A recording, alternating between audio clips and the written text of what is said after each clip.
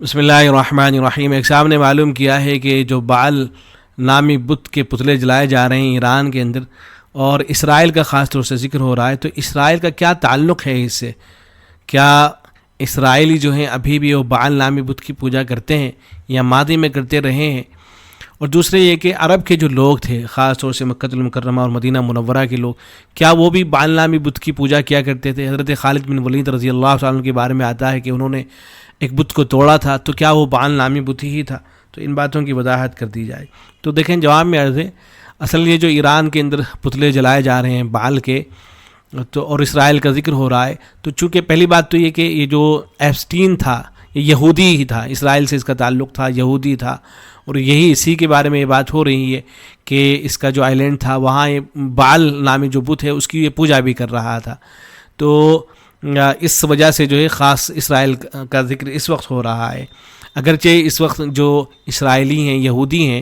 وہ اس بات کے دعوے دار ہیں کہ وہ توحید پرست ہیں اور وہ بالکل شرک کو برداشت نہیں کرتے ہیں، بلکہ بعض جو ربی ہیں ان کی ویڈیوز آپ دیکھیے گا، وہ اس طرح کی باتیں کر رہے ہوتے ہیں کہ ان کا نقطہ نظر تو بت پرستی کو لے کر اتنا زیادہ سخت ہے کہ ان کی کتابوں میں یہاں تک لکھا گیا ہے کہ وہ یہ چاہتے ہیں کہ دنیا کے جتنے بھی مشرکین ہیں ان سب کو ختم کر دیں، گویا کہ دنیا بھر کے جو ہندو ہیں یا یہ کہ دنیا بھر کے جو بدھسٹ ہیں، یہاں تک کہ جو عیسائی ہیں، چونکہ ان لوگوں کے مطابق عیسائی جو ہیں وہ بھی در حقیقت مشرک ہی ہیں،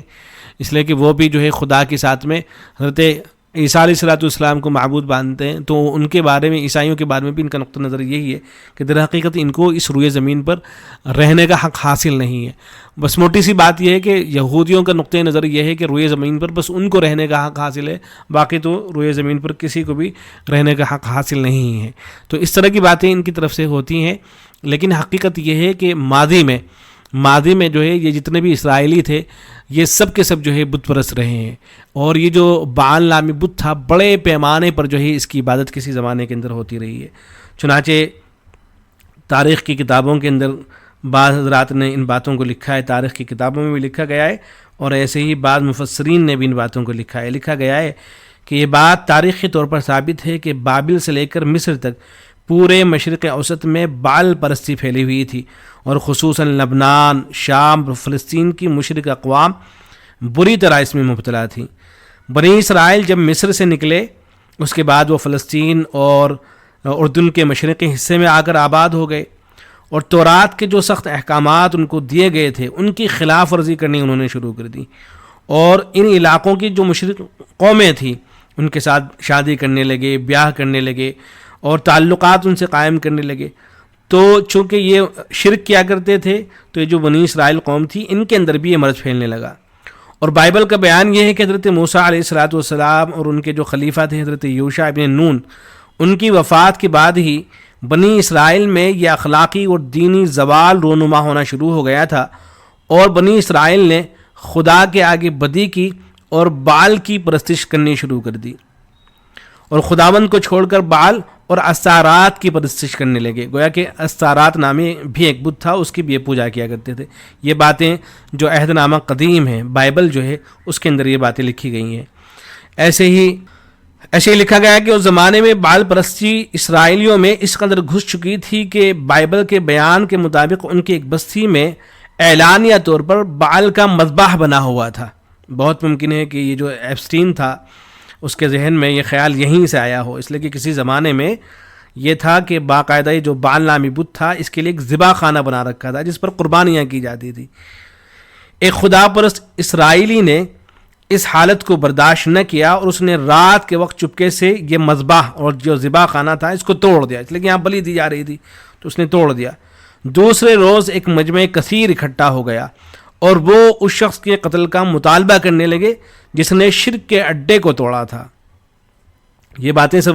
جو بائبل قدیم، جو عہد نامہ قدیم ہے اس کے اندر لکھی گئی ہیں۔ اس صورتحال کو آخر کار حضرت داؤد، حضرت سلیمان، ان حضرات نے ختم کیا، اور نہ صرف بنی اسرائیل کی اصلاح کی بلکہ اپنی مملکت میں بالعموم شرک اور بت پرستی کو دبا دیا۔ لیکن حضرت سلیمان علیہ السلام کی وفات کے بعد یہ فتنہ پھر ابھرا، اور خاص طور پر شمالی فلسطین کی اسرائیلی ریاست بعل پرستی کے سیلاب میں بہہ گئی۔ تو یہ جو بال پرستی ہے اس کی بڑی تاریخ رہی ہے اسرائیلیوں کے یہاں، اور بہت بڑی تعداد میں یہ لوگ بال پرستی اور بال کی پوجا کرتے رہے ہیں۔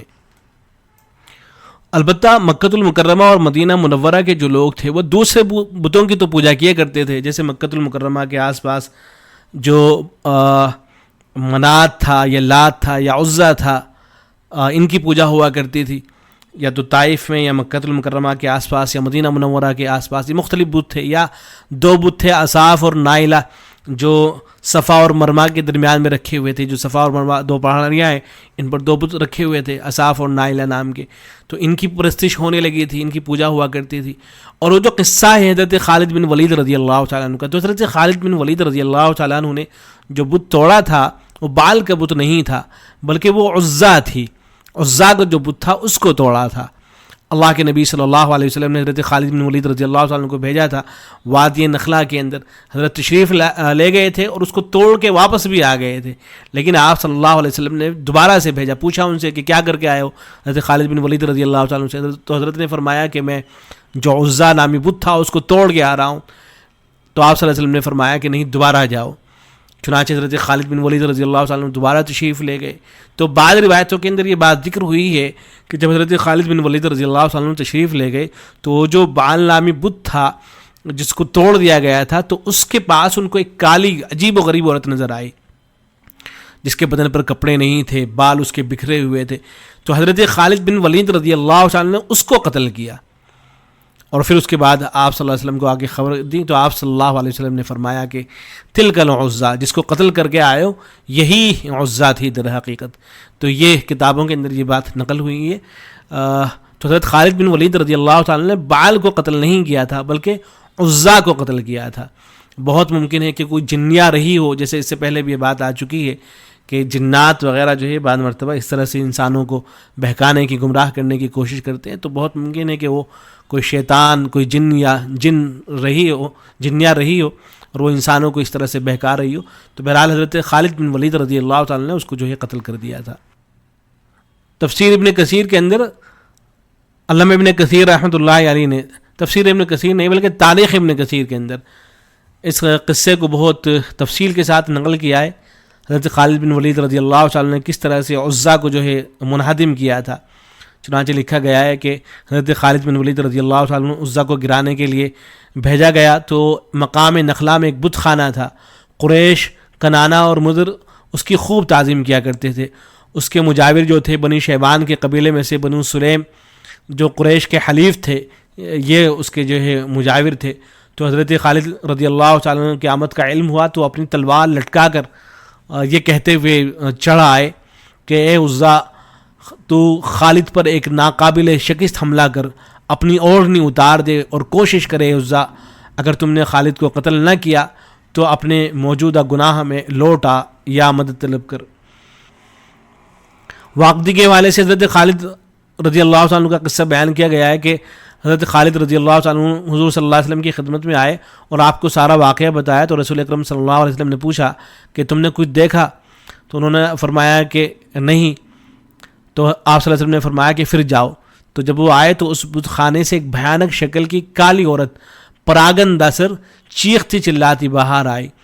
اس پر تلوار کا وار کر کے حضرت خالد بن ولید رضی اللہ تعالیٰ نے فرمایا، گویا کہ ایک شعر پڑھا کہ یا عزا کفرانک لا سبحانک انی رأیت اللہ قد اہانک، اے عزا تیرا انکار ہے، تیری پاکیزگی کا اعتراف نہیں، میں نے دیکھا ہے کہ اللہ نے تجھے رسوا کر دیا ہے۔ تو حضرت خالد بن ولید رضی اللہ تعالیٰ نے اس بت خانے کو منہدم کر دیا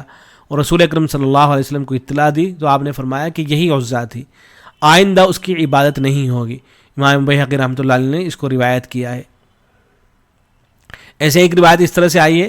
کہ فتح مکہ کے بعد رسول اکرم صلی اللہ علیہ وسلم نے حضرت خالد بن ولید رضی اللہ تعالیٰ عنہ کو مقام نخلا کی طرف روانہ کیا، وہاں عزا کا بت تھا جس پر کیکر کے 3 درخت تھے، اس لیے کہ بعض رات یہ کہتے ہیں کہ در حقیقت وہ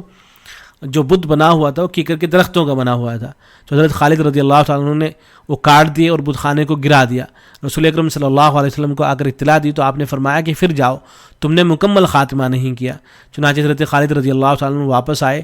اور مجاور ان کو آتے دیکھ کر بھاگ کھڑے ہوئے اور وہ کہہ رہے تھے کہ اے عزا، تو اس کو دیوانہ بنا دے، تو اس کو اندھا کر دے، ورنہ خود ذلت سے تو ہلاک ہو جا۔ چنانچہ حضرت خالد رضی اللہ تعالیٰ عنہ آئے تو وہاں ایک بھیانک شکل کی ننگی عورت تھی، جو پراگندہ بال تھے، اس کے پراگندہ سر تھی، اپنے منہ اور سر پر خاک اڑا رہی تھی۔ حضرت خالد رضی اللہ تعالیٰ نے اس کو تلوار کے بھرپور وار سے قتل کر دیا۔ پھر رسول اکرم صلی اللہ علیہ وسلم کو آ کر اطلاع دی تو آپ صلی اللہ علیہ وسلم نے فرمایا کہ تلک العزیٰ، وہی عزیٰ تھی۔